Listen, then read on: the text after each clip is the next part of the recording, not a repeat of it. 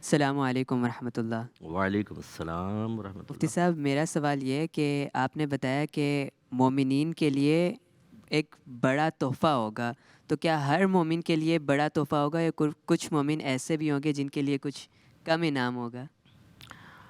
ہاں دیکھیں، اگر آپ دیکھیں ابھی جیسے میں نے عرض کیا کہ ادنا ترین جنتی کو دنیا سے 10 گنا بڑی جنت دی جائے گی۔ اگر آپ غور کریں تو یہ بھی ایک فضل کبیر ہے۔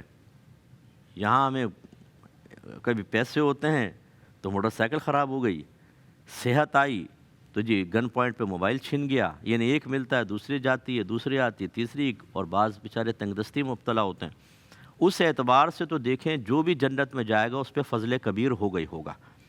باقی یہ کہ کیا اس فضل کبیر کے اندر بھی درجہ بندی ہے، ان میں بھی کیٹگریز ہیں جو اللہ نے بنائی ہیں؟ تو بالکل ہے۔ نبی کریم صلی اللہ علیہ وسلم ارشاد فرماتے ہیں کہ بعض جنتی اتنے بلند مقام پر ہوں گے کہ ادنا جنتی انہیں اس طرح دیکھے گا نگاہ اٹھا کر جیسے تم زمین پہ کھڑے ہو کر آسمان کے ستاروں کو دیکھتے ہو۔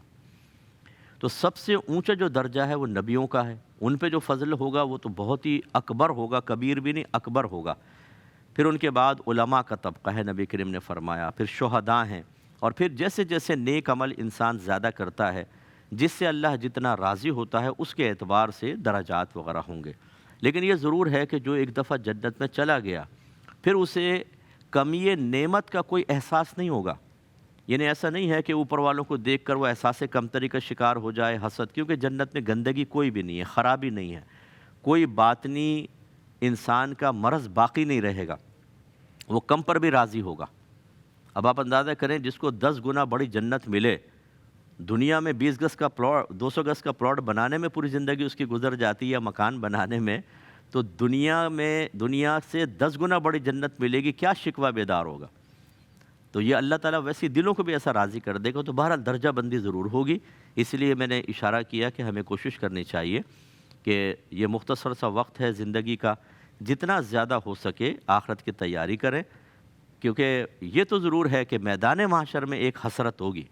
نبی کریم صلی اللہ علیہ وسلم کی 2 حدیثیں ہیں، ایک میں قبر کا لفظ فرمایا، ایک میں حشر کا لفظ فرمایا۔ ارشاد فرمایا کہ قبر میں یا حشر میں، 2 حدیثیں، ہر شخص پچھتائے گا، چاہے وہ گناہ گار ہو چاہے نیک ہو۔ تو صحابہ کرام نے عرض کیا رسول اللہ، گناہ گار کا پچھتانا تو سمجھ میں آتا ہے، نیک آدمی کیوں پچھتائے گا؟ سرکار نے فرمایا وہ اس لیے پچھتائے گا کہ اس کو زندگی کے وہ لمحات یاد آئیں گے کہ جن میں وہ کوئی نیک عمل کر سکتا تھا لیکن اس نے اس لمحے کو ضائع کر دیا۔ اس پر اس کو حسرت ہوگی کہ یار وہ بھی کر لیتا تو آج اور انعام مل جاتے۔ لیکن جب وہ جنت میں داخل ہو جائے گا نا، بس پھر حسرت پچھتاوا ختم، پھر وہ اپنے مقام پر بالکل راضی ہوگا۔ اور اتنا انعام آپ اندازہ کریں نا، نبی کریم فرماتے ہیں کہ ایک جنتی دوسرے کی دعوت کرے گا تو 80,000 قسم کے کھانے ہوں گے اس کے دسترخوان پہ، 80,000 قسم کے کھانے، اور ہر کھانے کا ذائقہ دوسرے سے مختلف ہوگا۔ آپ اندازہ کریں، ہم 80 کھانے ہم نے نہیں دیکھے ہوں گے، کبھی آپ بوفے سسٹم میں بھی چلے جائیں تو میرے خیال میں 10-20 سے اوپر نہیں ہوتے، اور وہاں 80,000۔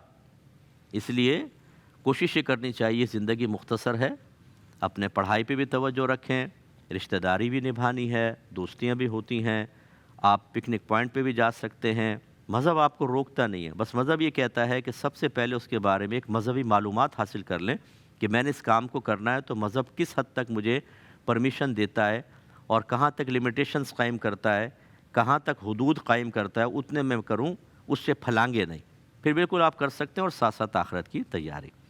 اللہ تعالیٰ سے دعا ہے کہ اللہ تعالیٰ ہمیں جو کچھ سنا اس پہ مجھ گناہ گار کو بھی، ہمارے حاضرین کو بھی، اور جتنے میرے بہن بھائی پورے ورلڈ میں ہمیں سن رہے ہیں، اللہ تعالیٰ آپ سب کو بھی اس پر عمل پیرا ہونے کی توفیق عطا فرمائے۔